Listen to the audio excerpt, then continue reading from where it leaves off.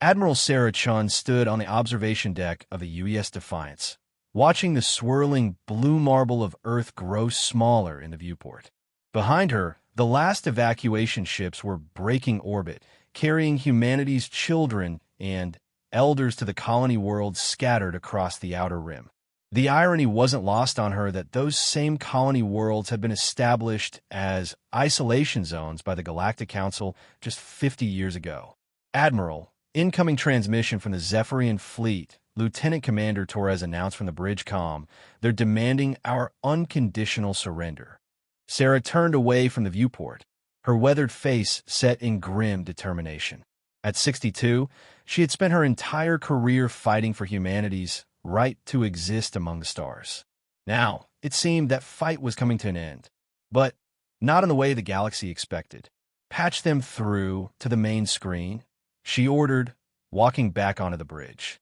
The holographic display flickered to life, revealing the elongated, crystalline features of High Commander Vextheri.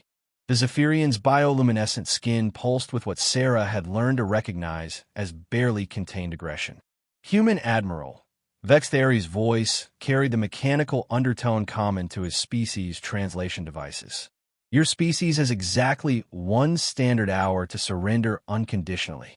Failure to comply will result in the sterilization of your home world and all remaining human vessels. Sarah studied the alien commander's face on the screen. Behind him, she could see the bridge of his flagship, crawling with the multi-species crew that made up the Galactic Council's enforcement fleet. Zephyrians Korthak, Velnari, and a dozen other species that had spent the last century systematically isolating and weakening humanity. High Commander, Sarah replied calmly, I have a counter-proposal. You have exactly 59 minutes to withdraw all Council forces from this system and formally recognize humanity's sovereignty over our territory. The bridge fell silent. Even her own crew stared at her in disbelief. Vextheri's bioluminescent patches flared bright orange, a sign of extreme agitation. You jest, human. Your fleet consists of barely 200 vessels, mostly outdated frigates and destroyers. Our combined force numbers over 3,000 ships of the line, including 12 dreadnoughts. Your world burns within the hour. Sarah smiled, and something in that expression made several of her bridge crew unconsciously step back. It was the smile of someone who had just played their final card, and who was very confident in the outcome. High Commander, let me tell you something about humans that your intelligence reports seem to have missed. We're really good at learning from our mistakes.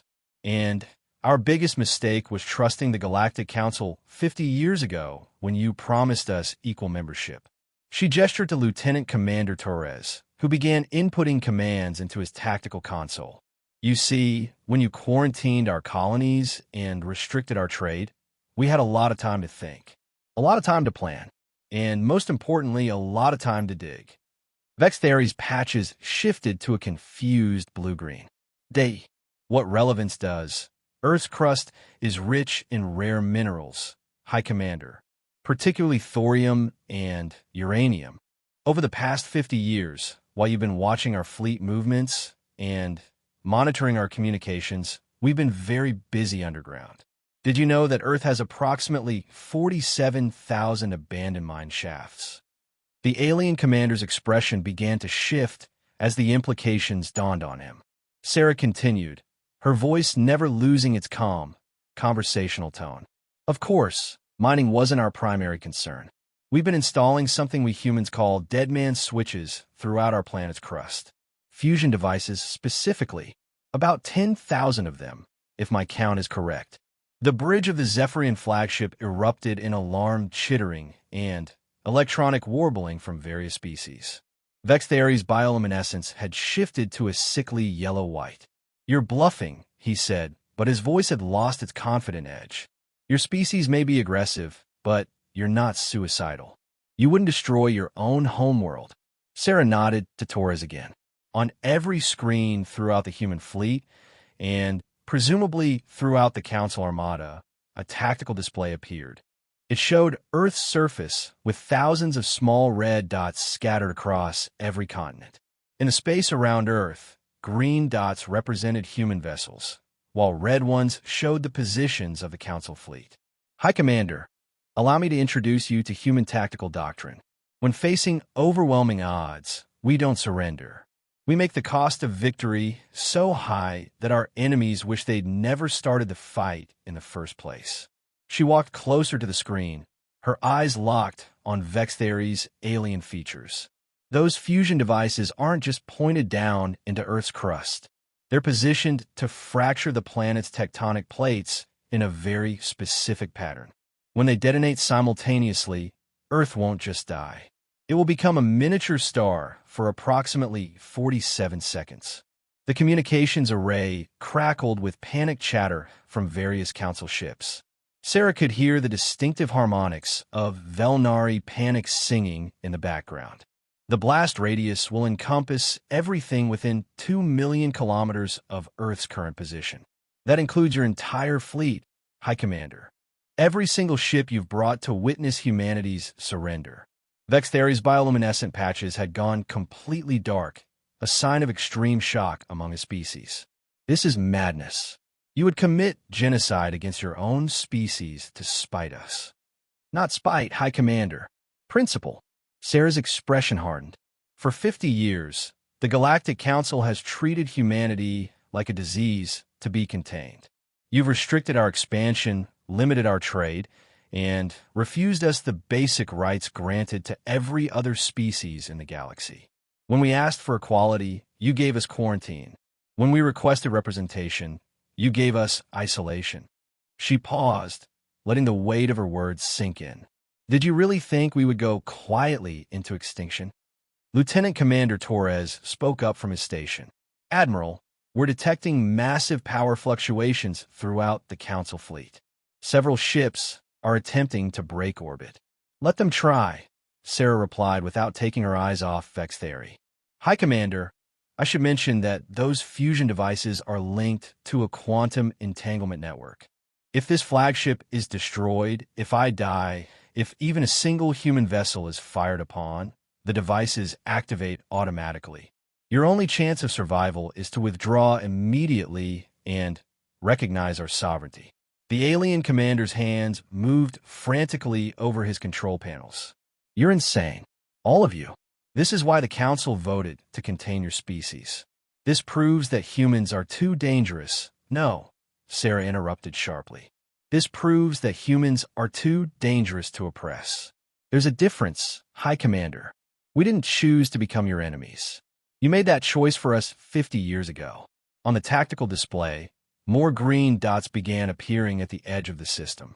The evacuation fleet was returning, but these weren't the cargo haulers and transports that had left earlier. These were warships, sleek and deadly, emerging from the outer system where they had been hidden in the asteroid fields.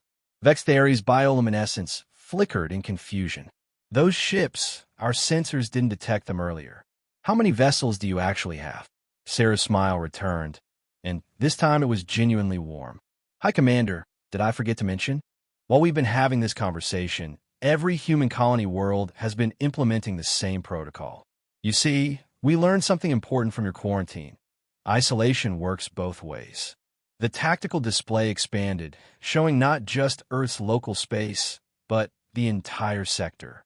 Throughout human territory, red warning indicators were appearing around every colonized world. 47 colony worlds, High Commander, each one equipped with the same dead man switch protocol. Each one capable of taking every Council ship in their system with them if threatened. And each one currently hosting Council monitoring stations that you so graciously installed to keep us contained. The communications array exploded with chatter as Council ships throughout human space began reporting the same threat. Sarah could hear the barely controlled panic in a dozen alien languages. This is impossible, Vextheri whispered. The resources required, the coordination, our intelligence networks would have detected such massive construction projects. Your intelligence networks were focused on watching our military assets and monitoring our communications, Sarah replied. You never bothered to pay attention to our mining operations or our civilian infrastructure projects. After all, why would the contained humans be digging so many holes in their own worlds?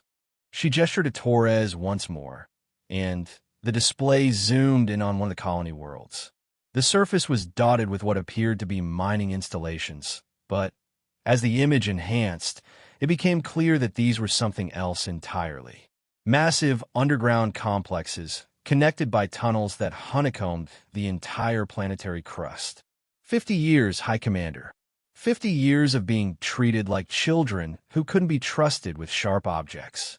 50 years of having our growth stunted and our potential wasted because you decided we were too aggressive to join your precious galactic community. Sarah's voice began to carry an edge of steel that made even her own crew stand straighter. Did it never occur to any of you that keeping humans isolated and angry might not be the wisest long-term strategy? Vex Theory's control panel chimed with an incoming message. He glanced at it, and what little color remained in his bioluminescent patches faded completely.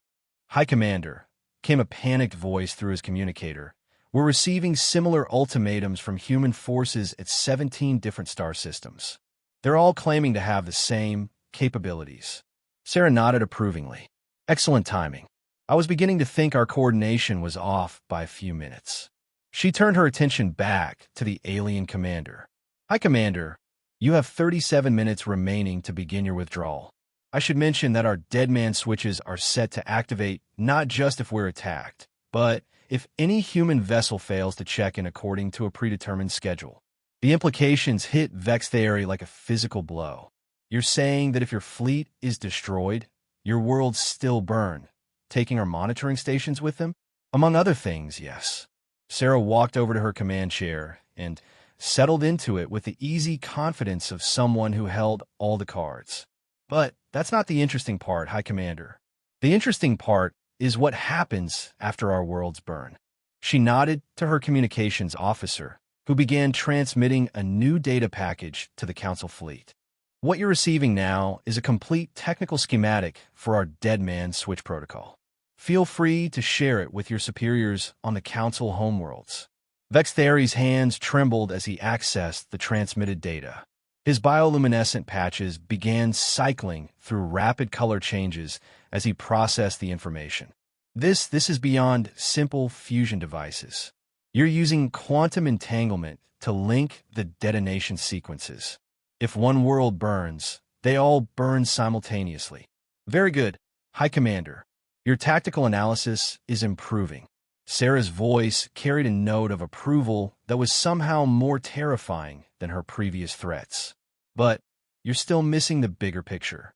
Tell me, what do you think happens when 47 worlds, each with roughly Earth's mass, all undergo nuclear fusion simultaneously?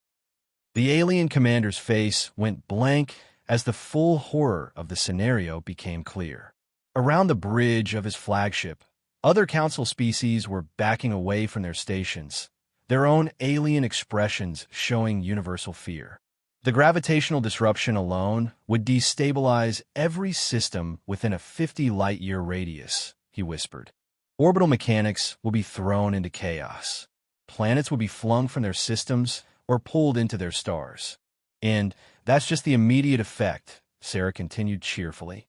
The electromagnetic pulse from 47 simultaneous stellar events would disrupt subspace communications throughout this entire galactic arm.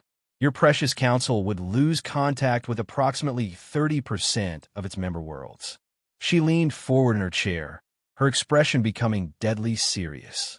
But here's the truly beautiful part, High Commander. Every single one of those disrupted systems contains Council colonies or military installations. Worlds that depend on regular supply runs and communication with the Council core worlds. Vex Theory's bioluminescent patches had gone completely dark. In the background, Sarah could hear what sounded like several alien species praying in their native tongues. Humanity doesn't just threaten to take you with us, High Commander. We threaten to cripple the Galactic Council so severely that your entire civilization will spend the next century dealing with the aftermath. Pirates, system-wide famines, civil wars, technological regression. Shall I continue? The communications officer on Vextheres Bridge spoke up in a trembling voice. Hi, Commander. We're receiving reports from the Council homeworlds. Their long-range sensors are detecting massive energy signatures in human space. They're ordering an immediate withdrawal. Sarah smiled, but there was no warmth in it now. Smart of them. I was beginning to think the Council leadership had completely lost touch with reality. She gestured to her tactical officer, and the display shifted to show the current positions of both fleets. Hi, Commander. You now have 31 minutes to begin your withdrawal. I suggest you use the time wisely. Vextheres' hands moved frantically over his controls as he opened a communication channel to his fleet. All Council vessels, begin immediate withdrawal to minimum safe distance. No hostile actions are to be taken against human forces. This is a direct order from Fleet Command. As the massive Council fleet began to turn away from Earth, Sarah stood and walked back to the observation deck. Behind her, she could hear her crew beginning the complex process of standing down from full alert status, but maintaining the dead man switch protocols. Lieutenant Commander Torres joined her at the viewport. Admiral, do you think they'll actually honor the withdrawal? Or will they just come back with a larger fleet? Sarah watched the alien vessels accelerating away from Earth, their engine trails creating a beautiful light show against the star field. Commander, I think the Council is finally beginning to understand something important about humanity. We're not the aggressive, violent species they thought we were. Torres looked confused. Mom? We just threatened to commit galactic-scale genocide. Sarah turned to look at her second-in-command, and her expression was completely serious. No, Commander. We're much worse than they thought we were. We're creative. 3 days after the Council fleet's withdrawal, the emergency session of the Galactic Council convened on the neutral station of Keftar Prime. The vast chamber, designed to accommodate representatives from over 200 species, buzzed with nervous energy as delegates from across the galaxy gathered to address what many were calling the greatest crisis in Council history. High Counselor Zeth Kree of the Velnari floated to the central podium, his gas-filled biosuit shimmering with agitation patterns. As the senior member of the Council's ruling circle, the responsibility for addressing the human crisis fell to him. Around the chamber, beings of every conceivable form watched through various atmospheric filters and translation matrices. Fellow beings, Zeth Kree began, his translated voice carrying the harmonic undertones that indicated extreme distress in his species. We face an unprecedented situation. For the first time in Council history, a member species has openly threatened mutual destruction rather than accept Council authority. In a human delegation area, Ambassador Elena Vasquez sat alone. Her small section of the chamber had been isolated behind energy barriers, ostensibly for security reasons, but everyone understood the real message. Humanity was now considered too dangerous for direct contact. The humans claim they have turned their entire territory into a weapon pointed at the heart of galactic civilization, continued Zeth Kree. Our technical analysis confirms that their described capabilities are theoretically possible, though the scale of coordination required is disturbing. Representative Korthike, Commander Thexval, spoke from his designated platform, his massive, insectoid form clicking with agitation. The question before this council is simple. Do we negotiate with terrorists, or do we call their bluff and accept the consequences? A chorus of disagreement erupted from various sections of the chamber. The Zephyrian delegation's bioluminescent patches flashed angry red patterns, while the crystalline Vorthak representatives chimed discordantly. Ambassador Vasquez rose from her isolated seat and activated her translation matrix. Fellow delegates, her voice carried clearly through the chamber. I would like to address the council, if permitted. Zeth Kree's biosuit fluctuated with uncertainty. The council recognizes the human representative, though we note that humanity's membership status is currently under review. Elena smiled grimly. At 38, she was young for an ambassador, but The events of the past week had aged her considerably. Thank you, High Counselor. I stand before you today, not as a terrorist, but as the representative of a species that has been systematically excluded from the galactic community for 50 years. She gestured to the energy barriers surrounding her section. Even now, you isolate me as if my words themselves are dangerous. Perhaps they are, because today I'm going to tell you the truth about humanity and about why we've taken the actions we have. Fexval's mandibles clicked aggressively. Truth? You hold the galaxy hostage and speak of truth. I speak of 50 years of containment, Elena replied sharply. 50 years of being told that humans are too aggressive, too violent, too unpredictable to be trusted with full membership in galactic society. Well, counselors, you were right about one thing. We are unpredictable. She activated a holographic display that showed the development of human space over the past half-century. When you quarantined our colonies, you thought you were limiting our growth. Instead, you forced us to become completely self-sufficient. When you restricted our access to council technology, you forced us to innovate. When you isolated us from galactic trade, you forced us to develop our own economic systems. The display shifted to show comparative technological development curves. Several delegates leaned forward as they realized what they were seeing. In 50 years of isolation, humanity has developed technologies that match or exceed council standards in 17 major categories. Our manufacturing capabilities now rival the industrial worlds of the Korthak Empire. Our computer systems have processing speeds that exceed Velnari quantum networks.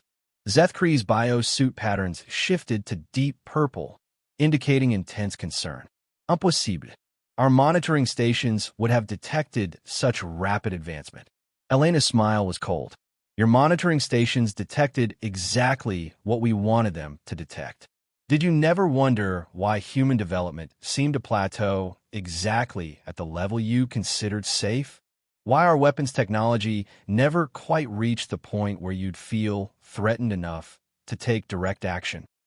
She manipulated the display again, showing a side-by-side comparison of human technology as reported by council monitors versus actual capabilities. The difference was staggering. For 50 years, we've been playing a very careful game. Every advancement we showed you was balanced by 3 we kept hidden. Every weakness you thought you observed was carefully crafted theater. You wanted to believe we were contained and manageable, so we let you believe it. The chamber erupted in shocked murmuring from various species. Several delegates were furiously consulting their data tablets, cross-referencing the information Elena had provided. Representative Silthara of the Nexari Collective spoke up, her ethereal voice carrying across the chamber. You're claiming that humanity has been deliberately deceiving the Council for 5 decades. Not deceiving, Elena corrected. Surviving. There's a human saying, Counselor, the best defense is a good offense. But there's another one that's equally important. Only a fool shows all his cards. She gestured to another section of the display, which showed human population distributions across their territory. While you've been monitoring our military installations and major population centers, you've ignored our deep space habitats and asteroid mining operations. Did you know that the current human population is actually 67% higher than your intelligence estimates? Fexval's mandibles clicked in alarm. Where? Our surveys show every major human world. You show every major human world that we want you to see, Elena replied calmly. But humanity has never limited itself to planetary surfaces. We've been building habitats in asteroid fields, gas giant atmospheres, and even in the space between stars. Mobile populations that your sensors can't track because they're constantly moving. The implications were staggering. If Elena was telling the truth, humanity's actual capabilities and population were far beyond anything the Council had imagined. High Counselor Zethkri floated closer to the central podium, his agitation patterns intensifying. Even if your claims are accurate, it does not justify the current crisis. You threaten galactic destruction over what? territorial disputas. Trade restrictions. Elena's expression hardened. Over basic dignity, High Counselor. Over the right to exist as equals in the galactic community rather than as pets in a zoo. She activated a new section of her presentation, showing historical data from the early days of human council contact. When humanity first achieved faster-than-light travel and made contact with the council, we approached you with open hands. We offered our friendship, our knowledge, our cooperation. And what was the council's response? The display showed the formal documentation from humanity's first council application for membership. The rejection letter was displayed in full, along with the reasoning provided. Species shows excessive aggressive tendencies. Elena read aloud. Territorial expansion patterns indicate potential threat to established galactic order. Recommend containment protocols until psychological development reaches acceptable levels. She looked around the chamber, making eye contact with as many delegates as possible. Psychological development, counselors. As if humanity were a child species that needed to be trained before being allowed to sit at the adult table. The Zephyrian delegation leader, Subcommander Vexmari, sister to High Commander Vextheri, activated her translation matrix. The evaluation was conducted according to established council protocols. Every species undergoes the same assessment process. Really? Elena pulled up comparative data. Let me show you the assessment results for the last 15 species granted full council membership. The data was damning. Species after species have been granted membership despite showing similar or even higher levels of what the council termed aggressive tendencies. Several had active military conflicts ongoing at the time of their membership approval. The Korthak Empire was engaged in 3 separate territorial wars when you granted them membership, Elena pointed out. The Velnari Collective had just finished annexing 2 neighboring species. The Zephyrian Confederacy was operating slave labor camps on 12 worlds. She paused to let that sink in. But humanity was too aggressive for membership. The species that had never conquered another sentient race, never operated slave labor, never engaged in wars of territorial expansion. We were the threat to galactic peace. Zethkri's biosuit patterns shifted through rapid cycles of color. Those situations were different. The species you mentioned had established galactic relationships, trade agreements. They had resources you wanted. Elena cut him off. The Korthak had rare minerals. The Velnari had quantum technology. The Zephyrians controlled key trade routes. They had something to offer the existing council members. She gestured broadly around the chamber. Humanity's crime wasn't being too aggressive, counselors. It was being too independent. We didn't need anything you had. We weren't asking for protection or resources or technology transfers. We were asking for partnership between equals. The truth of it hit the chamber like a physical wave. Elena could see the realization spreading across dozens of alien faces as they understood the real reason humanity had been rejected. A species that didn't need the Council's help couldn't be controlled by the Council's bureaucracy, she continued. So you invented reasons to keep us out. You classified our independence as aggression and our self-sufficiency as a threat.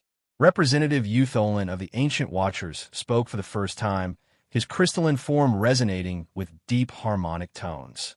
The Council acts for the stability of galactic civilization. Sometimes difficult decisions must be made for the greater good. Elena laughed, and the sound was bitter. The greater good?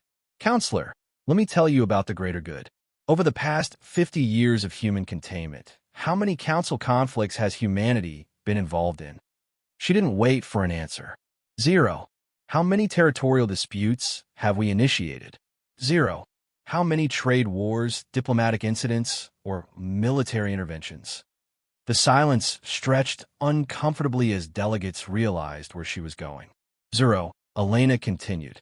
In 50 years of being classified as too aggressive for Council membership, humanity has maintained perfect peace with every species in the galaxy. Even under quarantine, even while being systematically excluded from galactic civilization, we never once initiated hostile action against another species. She manipulated her display to show conflict statistics for the same period. Meanwhile, the Council has overseen 47 major conflicts, 12 territorial annexations, and approximately 200 minor military interventions. But humanity is the aggressive species. Fexval's mandibles clicked uncertainly. Those interventions were necessary for maintaining galactic order. Were they? Elena pulled up specific case studies. The Velnari expansion into the outer spiral. The Korthak suppression of the Tindari uprising. The Zephyrian pacification of the Free Worlds Alliance. All Council-approved military actions against species that couldn't adequately defend themselves. The pattern was clear and damning. For 50 years, the Council had been using military force to maintain their version of galactic order, while the species they classified as too aggressive had maintained perfect peace. So tell me, counselors, Elena said, her voice rising with passion, who exactly is the threat to galactic civilization? The species that has never started a war, or the organization that has started dozens? High Counselor Zefkri's bio-suit patterns had shifted to deep red, indicating extreme agitation. You speak of peace, Ambassador, yet your species currently holds the entire galaxy hostage. Elena nodded slowly. Yes, we do. And do you know why, High Counselor? Because 50 years of trying to achieve peace through diplomacy, cooperation, and compromise got us absolutely nowhere. 50 years of playing by your rules, accepting your restrictions, and hoping for eventual acceptance earned us nothing but tighter containment. She activated the final section of her presentation, showing population and resource projections for human space over the next century. Humanity is growing, counselors. Our technology is advancing. Our population is expanding. Within 50 years, even under your current containment protocols, we will be the largest single species group in the galaxy. Within a century, human space will encompass more territory than the current Council core worlds combined. The implications were staggering. Several delegates were frantically calculating the projections, their expressions showing mounting alarm. You can't contain us forever, Elena continued. The question is whether humanity's integration into galactic civilization happens peacefully as equals and partners, or whether it happens through the complete collapse of the current galactic order. She gestured to the data showing the dead man switch capabilities. We've spent 50 years preparing for this moment, counselors. The moment when continued containment becomes impossible and you're forced to make a choice. Elena walked closer to the central podium, her isolated section's energy barriers crackling softly. You can grant humanity full membership in the Galactic Council, with all the rights and privileges thereof. You can formally recognize our territorial sovereignty and our right to unrestricted expansion and trade. Her expression hardened. Or you can maintain your current course, in which case you'll discover exactly how creative an aggressive species can be when it decides that galactic civilization isn't worth preserving. Zethkri floated back from the podium, his bio-suit patterns cycling through rapid, panicked configurations. This is extortion on an unprecedented scale. No, High Counselor, Elena replied calmly. This is evolution. The galaxy is changing, whether the Council wants it to or not. Humanity is simply offering you the chance to manage that change peacefully. She turned to address the full chamber. We're not your enemies, counselors. We never were. We're the future of galactic civilization, whether you recognize it or not. The only question is whether that future includes the current council structure, or whether it begins with the council's destruction. The chamber fell into stunned silence as the delegates absorbed the full implications of Elena's words. Humanity wasn't just threatening mutual destruction. They were offering a choice between evolution and extinction for the entire galactic order. As Elena settled back into her isolated chair, she could hear the frantic whispering of dozens of alien languages as the council delegates tried to process what they had just learned. The galaxy was indeed about to change, and for the first time in 50 years, humanity held the initiative. The next few hours would determine whether that change came through negotiation or through fire. The private chambers beneath the Council Assembly Hall had never hosted a gathering quite like this one. High Counselor Zeth Kree floated in the center of the room, surrounded by the senior representatives of the galaxy's most powerful species. The artificial gravity had been adjusted to accommodate everyone from the massive, dense world Korthak to the ethereal Nexari, who existed more as organized energy than conventional matter. The human threat assessment has been completed, announced Chief Intelligence Coordinator Vashti, her reptilian form coiled around a specialized data interface. The results are concerning. She activated a holographic display that filled the center of the chamber with three-dimensional models of human territory. Red indicators marked confirmed Deadman switch installations, while yellow zones showed probable locations. Our deep space reconnaissance drones have confirmed the existence of fusion devices on 47 worlds, exactly as the humans claimed, Vashti continued. However, the scale of the installations exceeds their public declarations by approximately 300%. Representative Thexval's mandibles clicked in alarm. Explain. Each world doesn't just have fusion devices buried in its crust. They've essentially turned their entire planets into massive nuclear weapons. The underground tunnel systems extend for thousands of kilometers on each world. Some installations are large enough to detect from orbit, once you know what to look for. High Counselor Zeth Kree's biosuit patterns shifted to dark purple. How did our monitoring stations miss construction on such a scale? Vashti manipulated the display to show a time-lapse of human construction activities over the past 50 years. They conducted the work in phases, using mining operations as cover. Our stations were monitoring for military construction, not civilian infrastructure. The humans classified everything as geological survey or mineral extraction operations. Subcommander Vexmari of the Zephyrian delegation studied the display with growing alarm.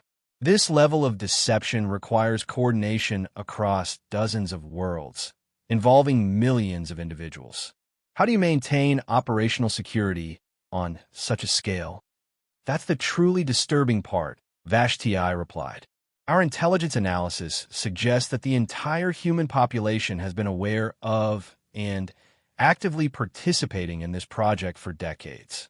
There's no evidence of information leaks, security breaches, or internal dissent. The implications sent a chill through the assembled delegates. An entire species working in perfect coordination toward a single goal was unprecedented in galactic history. Representative Youth Olin of the Ancient Watchers resonated with deep harmonic concern. What their claimed quantum entanglement network? Can we disrupt their deadman switches? Negative, Vashti replied grimly. The quantum entanglement system is distributed across their entire territory, with multiple redundant pathways. Disrupting it would require simultaneous strikes on over 2,000 separate installations. Any attempt to disable the network would likely trigger the very response we're trying to prevent. She shifted the display to show the projected aftermath of human deadman switch activation. The simulation was horrifying in its scope. If the humans carry out their threat, the immediate blast zones will encompass 17 star systems containing Council installations. The electromagnetic pulse will disrupt subspace communications across 37 sectors. The gravitational disruptions will destabilize orbital mechanics in 42 systems. The chamber fell silent as the delegates absorbed the scale of potential destruction. Finally, Ancient Watcher Youth Olin spoke again. The humans are correct in their assessment. Such an event would effectively end the current galactic order. Korthak Commander Thexval's massive form shifted aggressively. Then, we call their bluff. No species would actually commit galactic suicide over territorial disputes. Would they not? Vashti activated a new section of her presentation, showing historical analysis of human behavior patterns. Our xenopsychology experts have been studying human culture for the past 72 hours. Their findings are illuminating.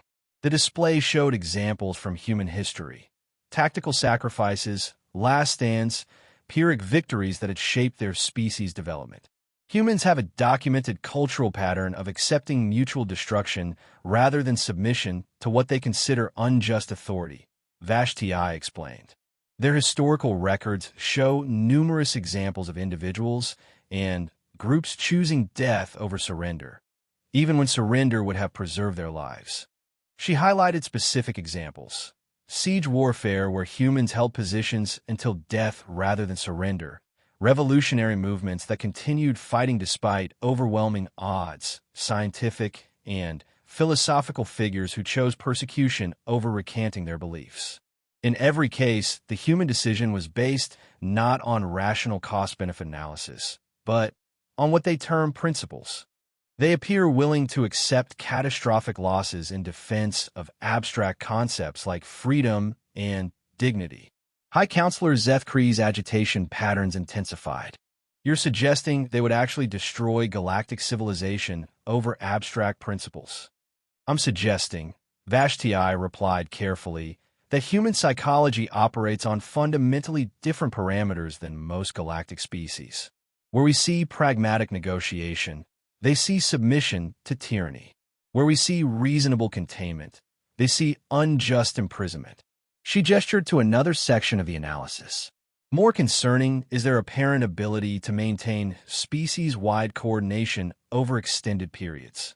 Most species fragment into competing factions when faced with existential challenges. Humans appear to unify. Representative Silthera of the Nexary Collective flickered with uncertainty patterns. What are you recommending, Coordinator? Vashti's reptilian features showed what might have been resignation, that we take their threat at face value. Every analysis indicates that humans will carry through with their promised response if we attempt to maintain the current containment protocols. The chamber erupted in agitated sounds from various species. Fexval's mandibles clattered furiously. Unacceptable. The Council does not negotiate with terrorists. They're not terrorists, came a new voice from the chamber entrance.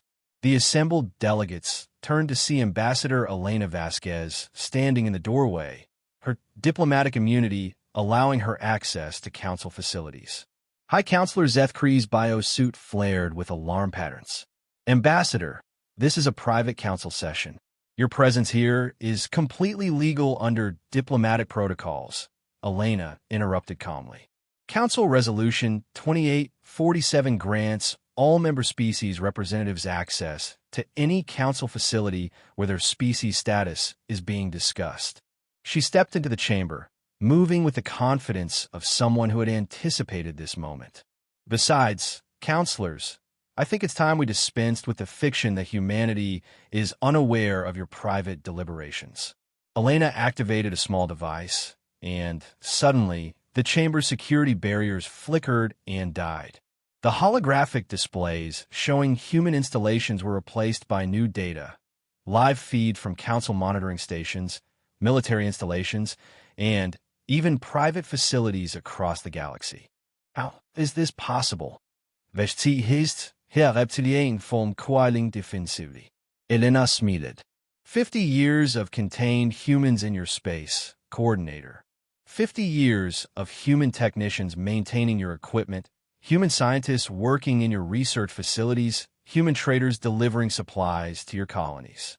Did you think we were just keeping our heads down and waiting for eventual acceptance? The feeds showed human personnel in dozens of critical council facilities, not obviously placed, not in positions of obvious authority, but they're maintenance workers, technical specialists, data analysts, transport crews, an invisible network that had been operating under council oversight for decades. Every major council installation has been gradually infiltrated by human personnel over the past 50 years, Elena continued conversationally. Not spies exactly, just humans doing their jobs, earning their pay, and quietly observing everything around them. She gestured to the displays, which now showed detailed schematics of council military assets, economic data, and strategic planning documents. Did you know that the council's entire subspace communication network depends on quantum processors manufactured in human space? Under license, of course, and with appropriate monitoring to ensure we weren't including any unwanted capabilities. Fexval's massive form trembled with rage. You've been conducting espionage operations for 50 years. We've been conducting employment for 50 years, Elena corrected. Everything we've learned through legitimate work performed for council organizations. The fact that this work gave us comprehensive intelligence on your capabilities was simply a beneficial side effect. High Counselor Zethkree floated backward, his biosuit showing pure panda patterns. This is impossible. Our security protocols, our clearance procedures, are designed to identify external threats and unauthorized access attempts, Elena agreed. They're not designed to identify threats from personnel who were officially authorized to be exactly where they were, doing exactly what they were supposed to be doing. She activated another section of her display, showing the scope of human integration into council infrastructure. The extent was staggering. Humans were involved in some capacity with virtually every major council operation. The beautiful irony, counselors, is that your own containment protocols created this situation. By restricting human expansion and limiting our economic opportunities, you forced us to seek employment within existing council structures.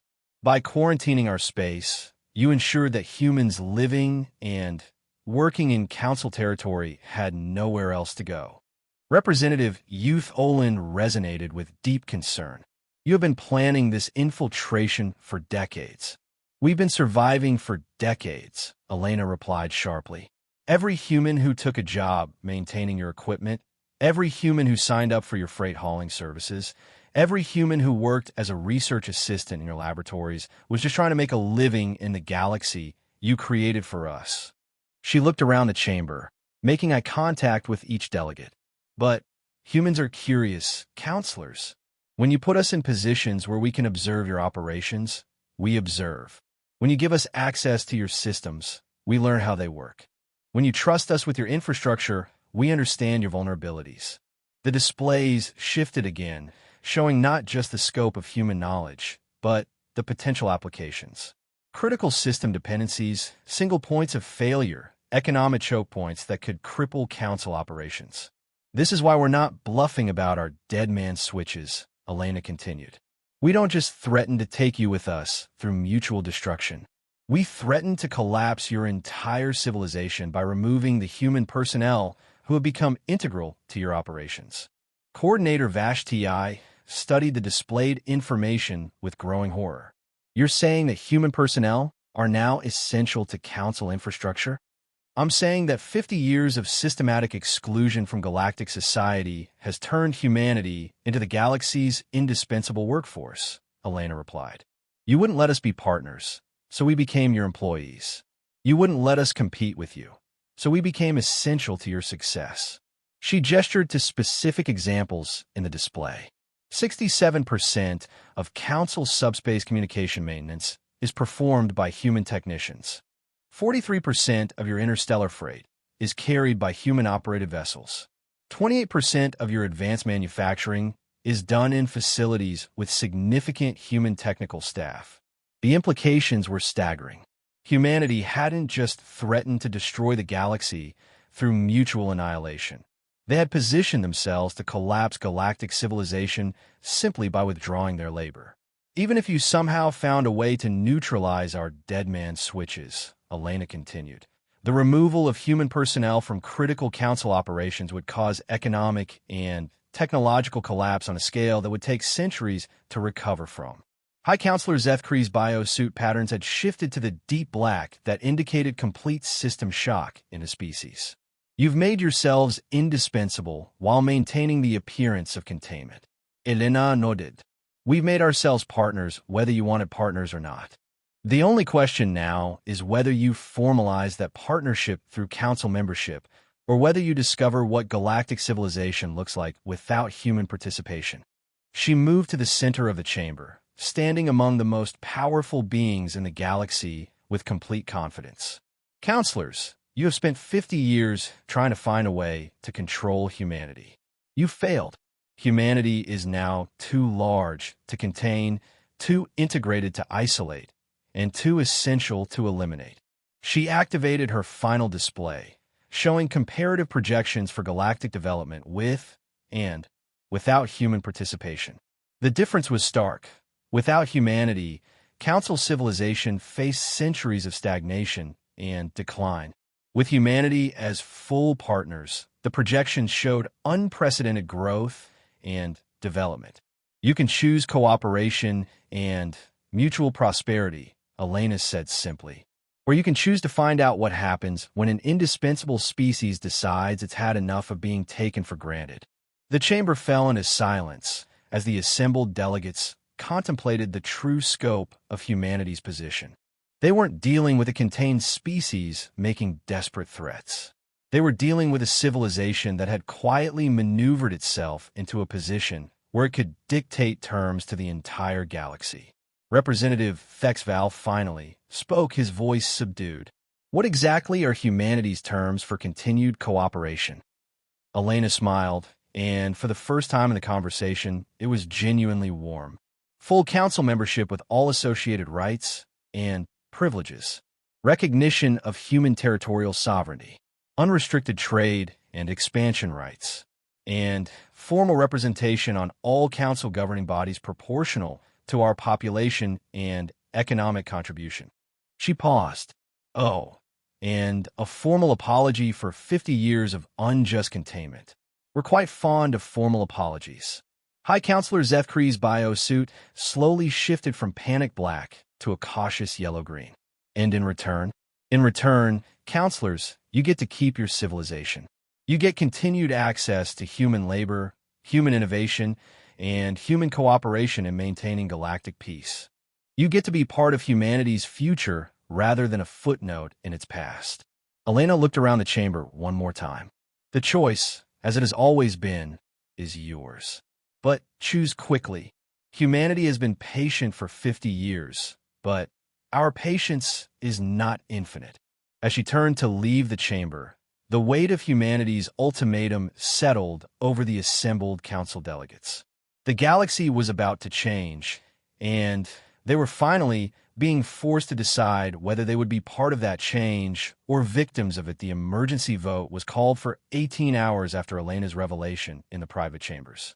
The main council assembly hall was packed beyond capacity, with representatives from species that had never shown interest in council proceedings suddenly demanding observer status. Word had leaked about the scope of humanity's infiltration and ultimatum, and every civilized species in the galaxy wanted to witness what many believed would be the most important vote in galactic history. Admiral Sarah Chun watched the proceedings from the human observation deck aboard the UES Defiance, still maintaining position at the edge of Earth's system. Around her, the command crew monitored communication from across human space, coordinating what they had come to call the revelation, the simultaneous disclosure of humanity's true capabilities to every major power in the galaxy. Admiral Lieutenant Commander Torres reported from a station, "We're receiving confirmation signals from all 47 colony worlds. The Dead Man's switches remain active and ready." "Thank you, Commander. What's the status of our indispensable personnel?" Chief Intelligence Officer Commander Park consulted her displays. "All human personnel in critical council positions have been briefed and are prepared to execute withdrawal protocols on your command. We estimate approximately 72 hours for complete extraction if necessary." Sarah nodded grimly. "And our friends in the private sector? Human-operated freight companies are prepared to suspend all council contracts. Manufacturing facilities with human technical staff are ready to implement maintenance shutdowns. Subspace communication technicians are prepared for coordinated sick leave." The scope of potential disruption was even larger than Elena had revealed to the Council. Humanity hadn't just infiltrated Council infrastructure, they had become it. 50 years of systematic exclusion had forced them to build their civilization around the edges of Council society, making them invisible but indispensable. On the main display, the Council proceedings were entering their final phase. High Counselor Zethkree floated to the central podium, his biosuit patterns showing the deep exhaustion that came from 18 hours of continuous debate. "Fellow beings, his translated voice carried across the vast chamber. "We have deliberated on the human proposal for council membership. The matter before us is not simply about admitting one more species to our assembly. It is about the fundamental nature of galactic civilization." Around the chamber, delegates from hundreds of species watched intently. The vote would require a two-thirds majority of the senior council members, representing approximately 60% of galactic civilization by population. "The humans have demonstrated capabilities that exceed our previous assessments," Zeth Kree continued. "They have shown integration into our society that renders separation impossible without catastrophic consequences. They have proven that their containment has failed completely." In the human observation area, Ambassador Elena sat alone, her diplomatic immunity having been extended for the duration of the crisis. She appeared calm, but Sarah could see the tension in her posture. Everything humanity had worked toward for 50 years came down to this moment. "The question before us," Zeth Kree said, "is whether we grant humanity the partnership they demand, or whether we face the consequences of continued opposition to their integration." Representative Thexval rose from his platform, his massive Korthak form dominating his section of the chamber. "High Counselor, I wish to address a concern that has not been adequately discussed." Zeth Kree's biosuit flickered with annoyance, but protocol demanded he recognize the representative. "The chamber recognizes the Korthak delegate." "Fellow council members," Thexval began, his translated voice carrying the harmonic undertones of deep concern, "we debate whether to reward what amounts to the most sophisticated infiltration and subversion campaign in galactic history. The humans have systematically deceived us for 50 years while placing themselves in positions to cripple our civilization."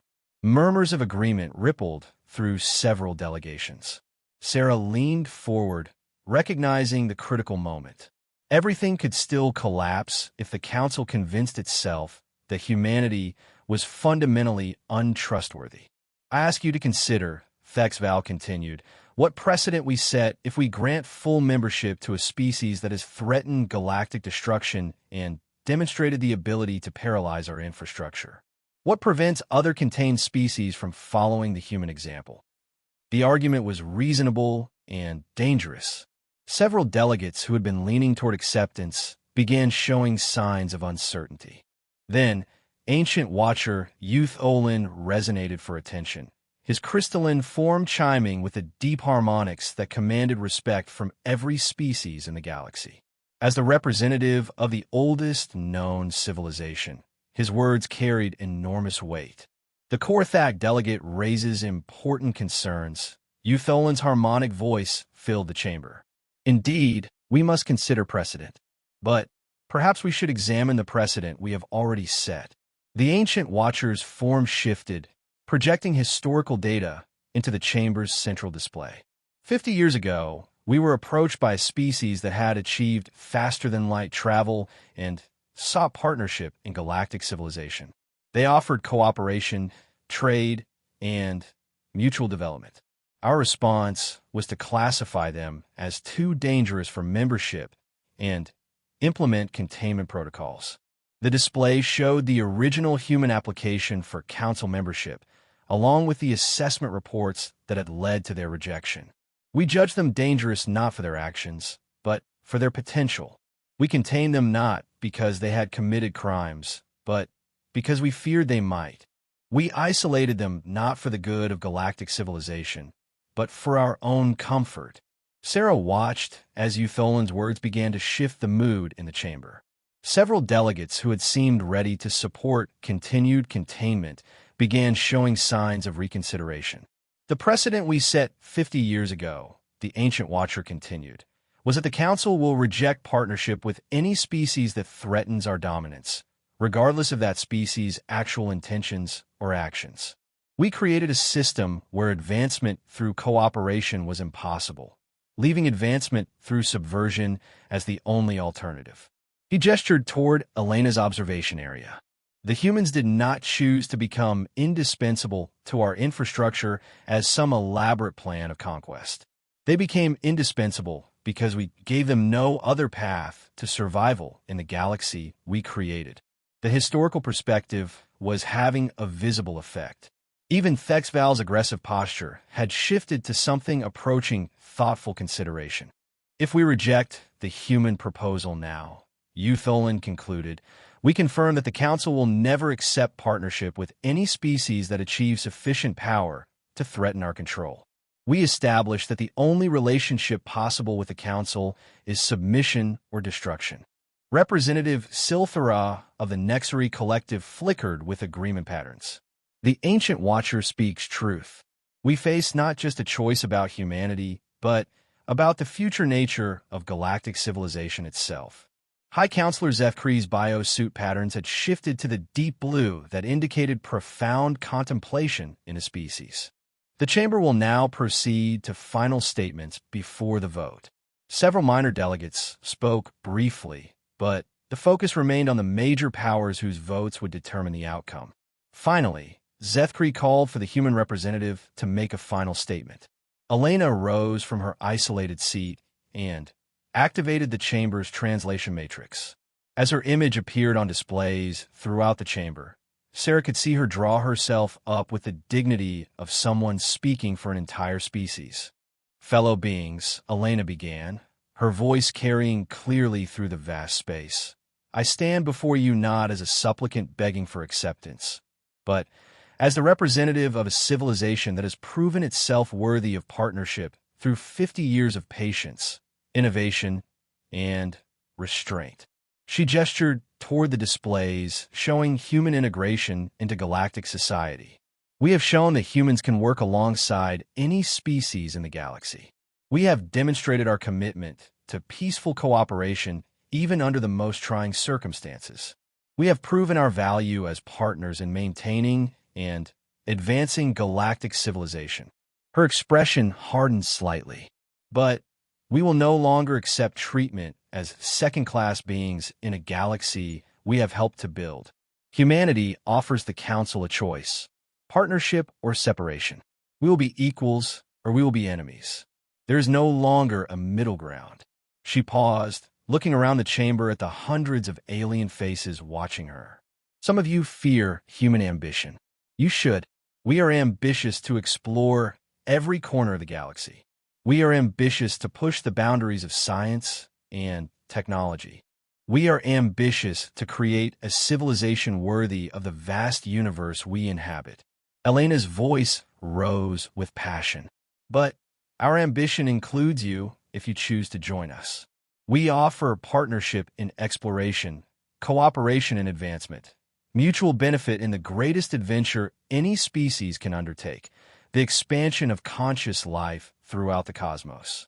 She walked closer to the central podium, her isolated sections barriers no longer seeming like containment, but like a choice to stand alone. Vote for partnership, and humanity will work alongside you to build a galactic civilization greater than any of US could achieve alone. Vote for continued containment, and discover what the galaxy looks like when an impossible species decides to pursue its destiny without you. Elena returned to her seat, and the chamber fell into profound silence. The weight of the moment was palpable. Everyone present understood they were witnessing a turning point in galactic history. High Counselor Zefkri floated to the podium for the final time. The motion before us is to grant humanity full membership in the Galactic Council, with all rights and privileges thereof. The vote will be conducted by sealed ballot to prevent coercion or retaliation. Sarah watched the voting process with growing tension. Each delegate entered their choice into a secure quantum voting system that would tabulate results instantly, but anonymously. The process took nearly an hour as hundreds of representatives registered their decisions. Finally, the tabulation was complete. Zefkri's biosuit patterns shifted through several configurations as he processed the results. The motion to grant humanity full council membership has passed, he announced, by a margin of 73% in favor. The chamber erupted in a cacophony of sounds as various species expressed their reactions through their native communication methods. Sarah felt a wave of relief, wash over her command crew, followed immediately by the realization of what came next. Signal all human vessels and installations, she ordered. Stand down from dead man, switch protocols. Begin Phase 2 implementation immediately. Elena rose from her seat for the last time as an observer, but before she could speak, Ancient Watcher Youth Olin resonated for attention. There's one more matter to address. The crystalline being announced.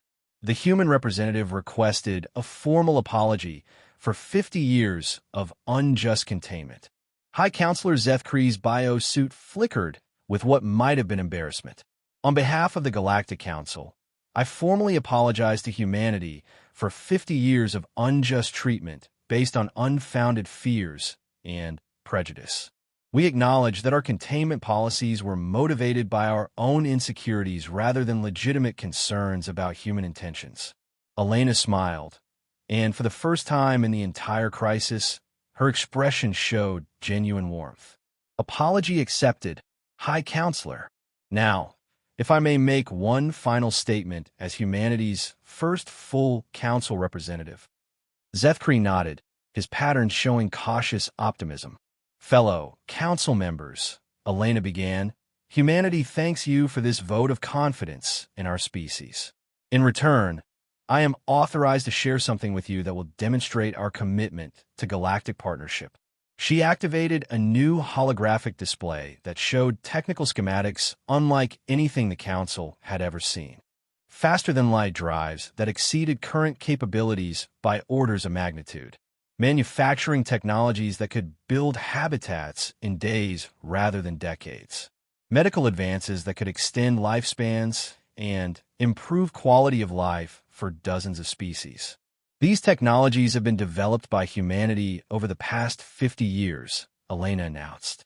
They represent our contribution to galactic civilization, freely shared with all council members as an act of partnership and goodwill. The chamber fell into stunned silence as delegates realized the scope of what was being offered.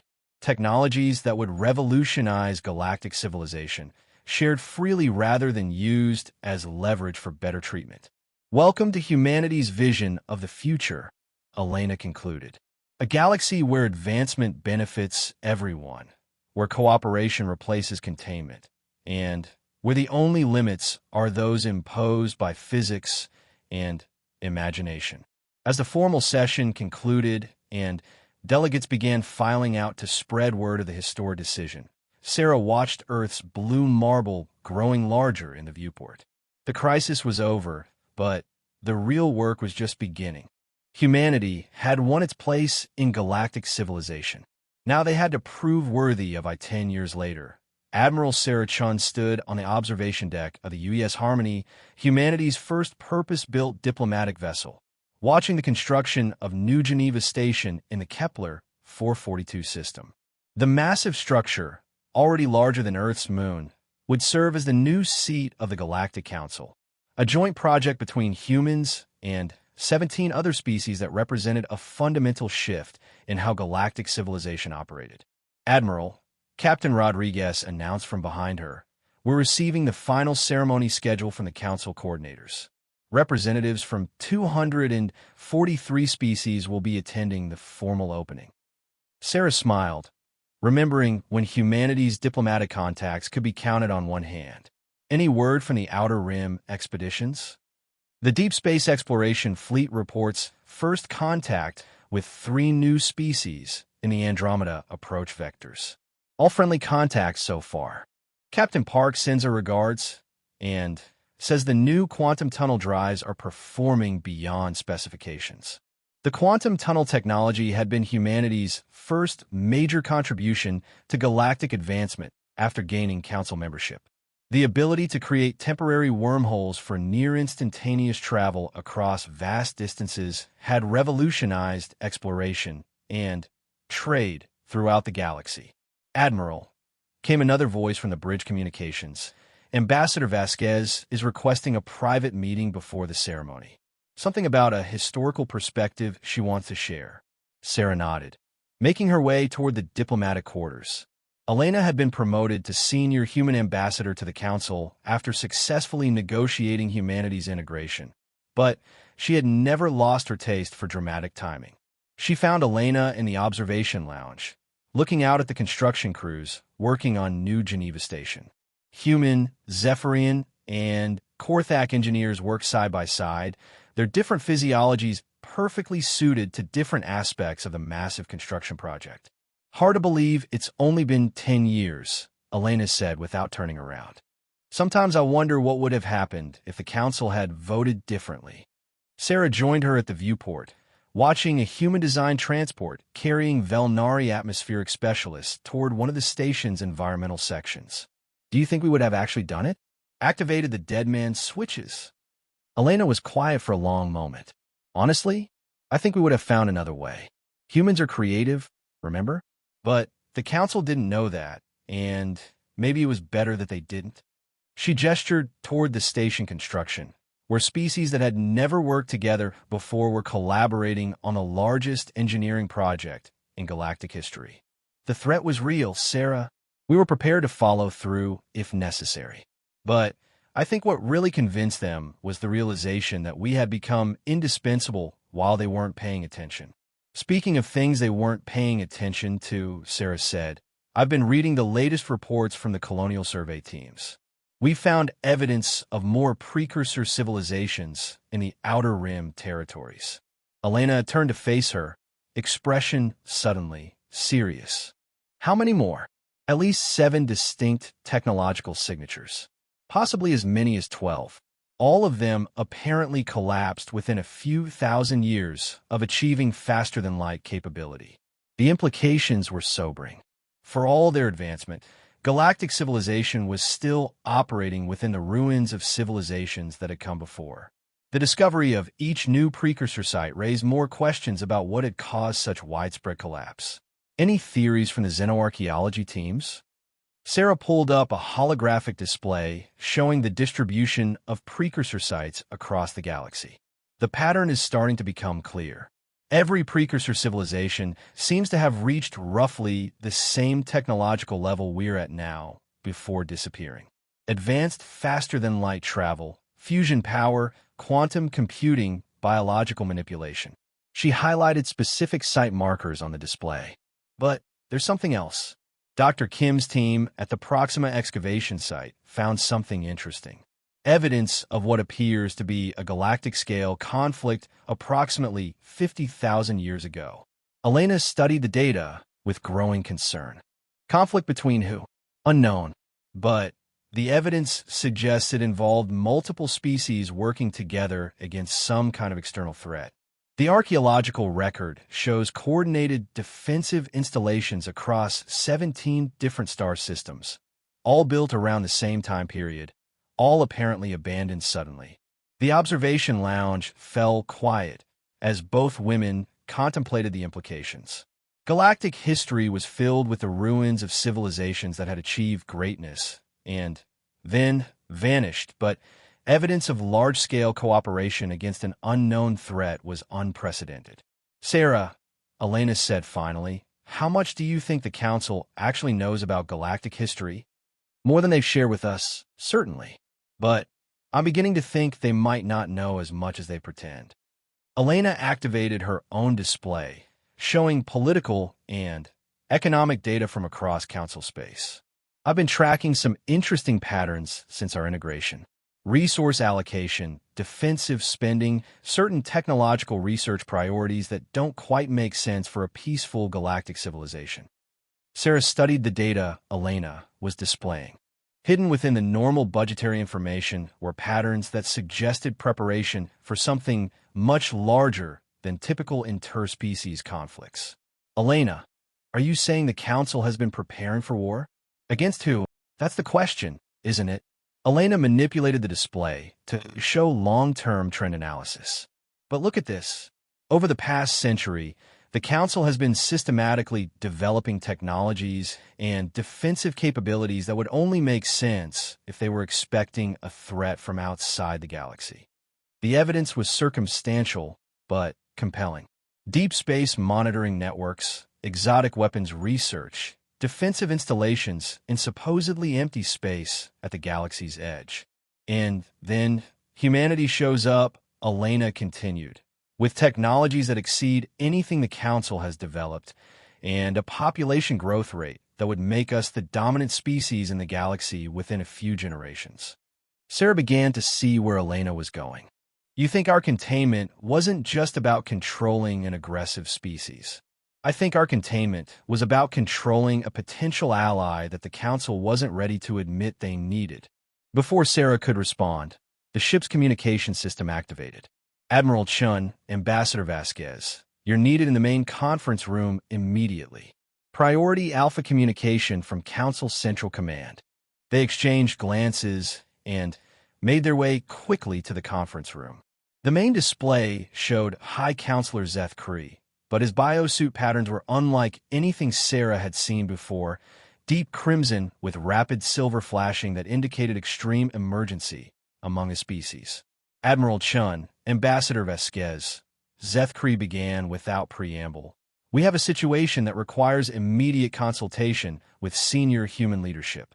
The display shifted to show long-range sensor data from the galaxy's edge. At first, Sarah couldn't process what she was seeing. Then, the scope of it hit her like a physical blow. Ships, thousands of them, approaching from the void between galaxies. The vessels were enormous, each one larger than the biggest human or Council dreadnought, and they were arranged in formation patterns that suggested military organization. First contact occurred 18 hours ago at Observation Station Omega-7, Zeth Kree continued. The approaching fleet transmitted a single message in what appears to be a synthetic galactic common language. The recording played, and the voice that emerged was clearly artificial but unmistakably hostile. Indigenous populations of Milky Way galaxy, you have exceeded acceptable technological development parameters. Prepare for systematic species evaluation and potential integration or termination. Sarah felt her blood turn cold. Elena's face had gone completely pale. How long do we have? Sarah asked. At their current approach speed, approximately 14 months until they reach the Outer Rim territories. 18 months until they reach Council core worlds. Elena leaned forward. Counselor, how long has the Council known this was a possibility? Zeth Kree's biosuit patterns shifted to what Sarah had learned was deep shame in a species. The Council has been aware of external monitoring for approximately 3 centuries. Previous precursor civilizations appear to have faced similar evaluation periods, and the ones that didn't pass evaluation are no longer present to discuss their experience. The implications hit both humans simultaneously. The galactic conflicts that had shaped Council policy, the defensive preparations, the careful management of technological advancement. All of it had been in preparation for this moment. Counselor, Elena said carefully, is this why humanity was contained? Were you trying to prevent us from triggering this evaluation? Initially, yes, but your species' development exceeded our ability to contain it. And recent analysis suggests that your unique capabilities may be essential for surviving what is coming. Sarah activated her own communication protocols, sending high-priority signals to every human fleet and installation in the galaxy. Elena, I think we need to have a very different conversation about humanity's role in galactic civilization. Agreed. Counselor, we're going to need complete access to all Council records regarding previous encounters with these evaluators. Everything you know about what happened to the precursor civilizations. Zeth Kree's patterns shifted to determined orange. You will have complete access to all classified Council archives. Admiral Chun, the Council is formally requesting human assistance in coordinating galactic defense against this threat. Sarah looked at Elena, seeing her own thoughts reflected in the ambassador's expression. Humanity had fought for 50 years to gain acceptance in galactic civilization. Now they were being asked to help save it. Counselor, Sarah said finally, humanity accepts the responsibility. But we do this as equal partners, not as subordinates taking orders. Understood and agreed, Admiral. The survival of galactic civilization now depends on the very qualities that once made us fear humanity. Your creativity, your refusal to accept defeat, and your ability to unite in the face of overwhelming odds. Elena smiled grimly. Counselor, I think you're about to discover what humanity is really capable of when we're not fighting each other, but fighting together. As the communication ended, Sarah began issuing orders that would mobilize every human fleet, every human colony, and every human innovation in service of a cause larger than any of them had ever imagined. The galaxy that had once feared humanity's potential was about to discover that their fears had been laughably small. The real test was just beginning. From the observation deck of the UES Harmony, Sarah watched construction crews working frantically to convert New Geneva Station from a diplomatic facility to a military command center.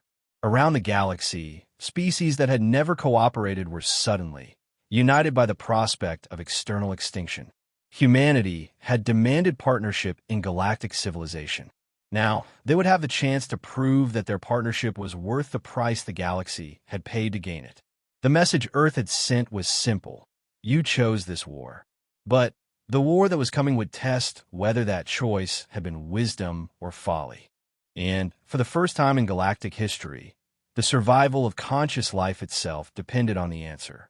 As Admiral Sarah Chun began planning humanity's greatest challenge, she couldn't help but smile at the irony. The galaxy had spent 50 years trying to contain human ambition. Now, their only hope was that human ambition was large enough to save them all. The war for galactic survival was about to begin, and humanity was finally where they belonged, at the center of the fight, as equal partners in the greatest cause any species had ever undertaken.